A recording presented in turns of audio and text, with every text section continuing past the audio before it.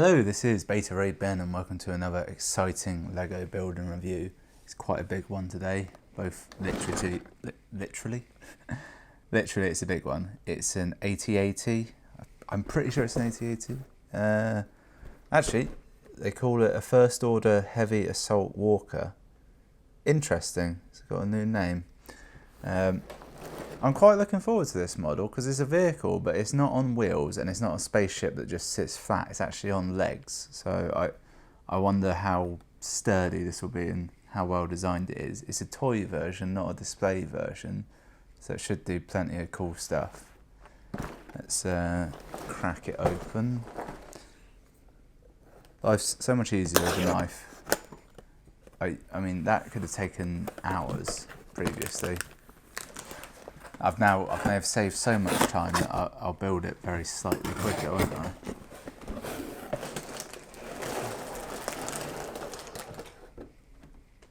Alright, let's just pop that down there. Always good, keep the box there, you can stick all the crap in it. That's a hefty building manual. The knife loses all use at this point. I might start buying things that are more boxed up just so I can use the knife more. Okay, let's see, how many pages are we looking at? 192. I don't want to look at the end first, that spoils it. Okay, looks like there are 9 different bags, so this is going to take 9 hours or so. I'll see you in a minute when it's all built.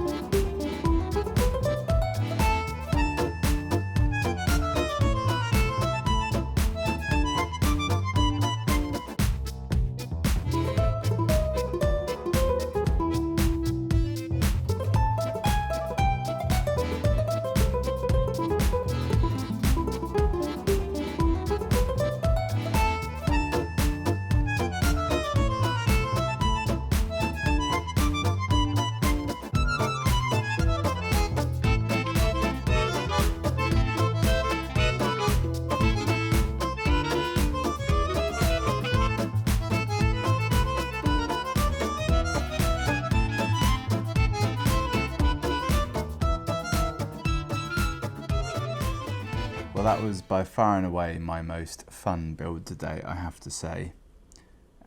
Everything seemed to be done in a competent order. There was no, put these tiny little pieces onto this thing and now put something big near them that will knock it all off. No stickers, none at all. I didn't realise that when I opened it up. I was elated as I was going through it. I was like, hang on, there's no stickers. Brilliant, because I don't like stickers. Yeah, it all went together pretty easily, except for one slight issue. There were 2 bits missing, fully missing. I couldn't find them anywhere. There weren't any spares of these particular pieces. One of them was mostly aesthetic. One of them was entirely crucial to the build.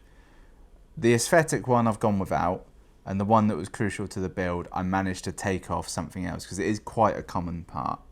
If you didn't have a spare, I guess you'd have to phone Lego and wait so long for the bits to arrive. Annoyingly, the bit that was missing, it was from bag 1 or 2, so it happened really early on, which can cripple you.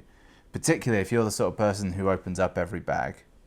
Actually, I suppose it wouldn't have been that bad. You could steal from a later part, but it's besides the point. So that was annoying, but I live with it. So minifig wise, there's 4. They're quite good. There's Rey, who I've got on the head here. Just leave her there. That's the easiest way to view her. You remember that bit where Rey rode the heavy assault walker. She's got a lightsaber. It's an odd shade of blue, not quite dark enough or light enough. It's the wrong shade of blue, is how I would describe it. Long hair. Have I been calling her Rey or Day? Because she's Daisy. I hope I've been saying Rey. Yeah, she's wearing like grey robes like she often does. Couldn't tell you if she wears them all the time, honestly. Up top here, you've got this handsome rogue. That's meant to be Poe Dameron. Captain Poe Dameron. I don't know that he really looks like that, honestly. That's just me. Maybe he does to you. I feel it's not quite right. I'm going to take them off there. Thematically, it makes no sense to have them on there. And then we got another one. There's a Stormtrooper pilot who I have got sat ready to roll within the head where he should be. Even though you and I both know these heads specifically have room for 4 people, roughly. Like comfortably, like 2 people sat down doing all the work. And then, you know, Hux and Kylo Ren stood behind saying, fire every laser on the, yeah. So... But I mean, what are you going to do? It's Lego. You can only make it so big, can't you? Yeah, the head's pretty cool. It moves. It's on like a double axle swivel, so it can look around like that. This would be the equivalent of you turning your eyes, moving your eyes to look at someone, and then it also has the equivalent of moving your neck, in that it has a neck. It's got these 2 little bits on the side, which are very pleasing. And 2 underguns as well, which are quite hard to fire. They're spring-loaded, and I haven't quite figured out why they're hard to fire. I now know what it is. It's that normally these spring-loaded cannons, you push them up or you push them down and they fire. These ones you have to push to the side, I thought. Come on, push for me. Yeah, you have to sort of pinch them inwards. Now that I know that, they're very easy to fire. They give you, I think, 2 spare shots, so you get 4 in total. So, you know, you'll lose the first 2 fairly quickly, as I already have, and then you got the rest. See the legs? They're fully posable. Well, I say fully posable.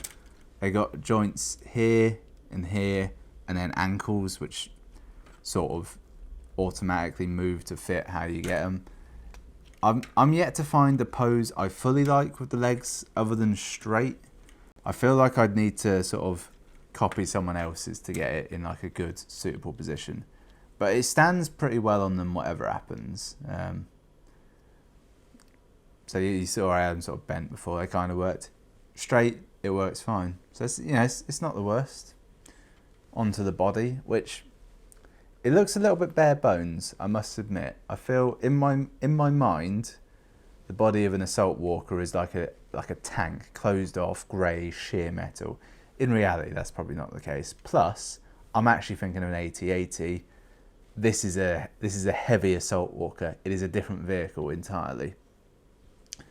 Got these cool barrels on the back, which in my mind, they're probably fuel, which could be used by this, or it could be used for setting up like turret embankments, or worst case scenario, they could use them for like IEDs. That's why they're that's what they are in my head. In practice, for all I know, it's just feces or something. On the top here, apparently this is the main feature of the heavy assault walker. I was on Wikipedia. Surprisingly limited info on this vehicle. It's this cannon. It's supposed to be a very powerful cannon, In this, it's kind of like a Gatling gun. Now, it's quite hard to see, but basically there's a little thing here. I can push it back and forwards, and it will go in and out. And I can also lift it up and down. So I can, in theory, it gives you a fairly good range of attack directly in front. In practice, it's not dissimilar to a Gatling gun, because when you spin it, it will fire. It holds 6 shots at once. It fires little red studs. Are you ready for this? This is going to be wild. I'm not ready. Okay, here we go. Yeah. Very, very satisfying. But as you can imagine, in practice, you want to fire that off. Aim for a corner, maybe something nice that can sort of catch the studs, because I've fired that about 3 times now, and I get about half the studs back each time. Fortunately, they give you loads of them for the set, and every Lego set you do will have these studs, and that always gives you loads of spares, and they're all the same size. So even if they're not red ones, you still end up with a lot of the buggers. All right, now on to the innards of the beast. There's 2 compartments on each side that open up. On the left side, there's this one here, which I still haven't really worked out what it does. You open it, and there's a box. All right, you can open the box. I know what's in it, obviously, and in the box is some studs. All right, little red studs. I feel like in some way that's meant to be like I don't know, maybe like a bomb or something you drop, or a care package. I don't really know the point of that. And what's odd is the instructions tell you to put that there, and then that's it. But equally in the instructions, they show you, I can't remember, it might be on this side or it might be on this side. Yeah, it is on this side. They show you a Stormtrooper just sort of stood there shooting down from it, which is fine, but it's just odd. I don't fully get it, but hey, who am I to say? And this thing on the other side has also got studs, but this one looks a little bit more like these are the studs lined up ready to load into the main cannon, which, you know, imagination wise, yeah, I can imagine they're in there, they take the studs there, they load them up into some sort of device, puts them in the cannon. But for you actually doing it, you just take them out and stick them in. It holds 6, which is enough for, you know, all 6 of the revolver. Also here, there's this panel here which opens up thusly, and then this one which goes this way, which opens the whole back end up. In this side, you get space to hold 2 additional shots for the gun, the front gun, which I was on about before. You can also sit a man in there. I've gone for this this man. This is one of the minifigs you get with it. It's, what's he called? I think he's just something like Resistance Fighter. He doesn't get a name, he's just some generic guy. He's got quite a cool helmet, which I'm pretty sure will come out. It opens up. That's it. That's the extent of it's cool. He gets a gun as well. All right. And on the other side, well, it's the same. I mean, you can probably see through, honestly, if I've done a good enough close-up. Open that up. Boom. Should be a Stormtrooper sat there. Is there? Yeah, he is. He's there. What I quite like about this one is he's clearly there sort of ready for an assault of some kind. But also there's a spanner next to him just in case, you know, he's called up to fix whatever. So he's got that going on. I particularly like the way the whole thing opens up. You can just open the bottom, you know, but for you to see in, I've done that. But practically speaking, it makes more sense just to have the bottom open. A little bit, like during the Clone Wars, the gunships they have, where this would slide open, the whole thing's there. It's, you know, there's something in me that says that part of their training realised that a big open door is the easiest way to get out. That's the dumbest thing I've ever said.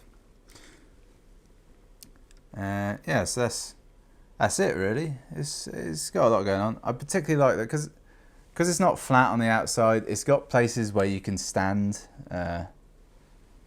minifigs just wherever, which is always good. Particularly if you can have Poe down. Oh, his gun fell off. But just have him staring down the cannon because he's that sort of crazy. Put that to the side. So yeah, overall it's a good set. It's a little bit unbalanced in that you get 3 good-ish guys, if you will, Rey and Poe, obviously, they're fine, and the Resistance fighter, which could go either way, quite frankly. He just kind of looks like a generic bad guy, well, just generic fighter. And then you get 2 Stormtroopers, so 5 minifigures overall, which ain't bad. But the 2 Stormtroopers, like, the pilot Stormtrooper's cool, the other Stormtrooper is fine, but why not, you know, give us, like, General Hux? Why not someone slightly more important? I've got it in my head that this is from... No, it has to be from The Last Jedi, because I'm looking at the picture now, and it's clearly on that planet with like the white salt and the red dust. So it's definitely a Last Jedi set. It's not some in between. I know Lego sets, sometimes they just gamble on where something's going to be. Sometimes they have prior knowledge. I don't know what I'm looking in there for.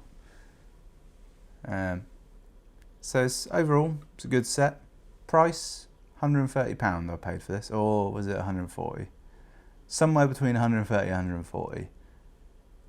It's quite a lot, yeah, but it doesn't seem like excruciatingly expensive. I think like the Shield helicarrier, that was like up the 280 mark, which for like 100 for 2 of these for 1 of them, I'd probably sooner go for 2 of these, frankly. And it's quite cool because it's such a unique design. It's weirdly not a Lego design. Normally to get like cooler stuff like this, it has to be more... In my head, I'm thinking of the Scuttler from Lego Batman. That's all I can think of for some reason. It's a vehicle, but it's not got wheels, it's not got ships, it's got legs. But it's not just a big robot. It's so unique. It's I got to bend it somehow. You got... There we go, just move that leg forward. I was unsure when building this if the legs even bent, because it didn't appear like they would for a bit, but then it turns out they very much do. Yeah, does that look stable? It is actually quite stable, weirdly. I thought it was going to be a case of you get all the legs on, it's like you prop it up, it's like, okay, don't anybody move because it's going to fall over, but in practice it's actually fine. I do really like it, particularly the head is good. The neck could be shorter. If you catch it at the wrong angle, you kind of see too much behind the curtain. But from where I'm sat, it looks fine, and from my tiny viewfinder of the camera, it also looks fine. So yeah, thanks for watching. I'll see you next time for something less impressive, almost certainly.